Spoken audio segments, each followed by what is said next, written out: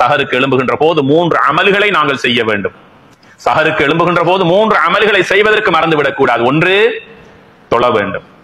தஹஜ்ஜுடைய தொழுகையை தொழ வேண்டும். எத்தனை ரக்காத்துக்கள் என்பதை நீங்கள் தீர்மானித்துக் கொள்ளுங்கள்.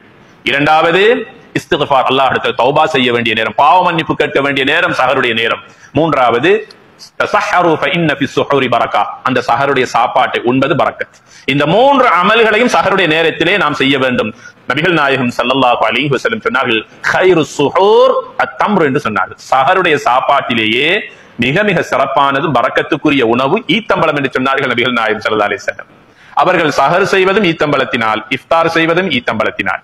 அனஸ் இப்னு மாலிக் ரலியல்லாஹு தஆலா அன்ஹு அவர்கள் அறிவிக்கிறார்கள், மதீனாவில் இருந்த 2 ஈத்தம்பழங்களில் ஒன்று ரொத்தப் என்று சொல்லக்கூடிய நன்றாக கனியாத, காய் பருவத்திலும் பழுத்த பருவத்திலும் இருக்கக்கூடிய ஈத்தம்பழத்தை நபிகள் ஸல்லல்லாஹு அலைஹி வஸல்லம் அவர்கள் இஃப்தாருடைய நேரத்தில் எடுத்து சாப்பிட்டு நோன்பை துறப்பார்கள். சில வேளைகளில் மதீனத்துடைய பழத்தை எடுத்து சாப்பிடுவார்கள், நோன்பு துறப்பார்கள்.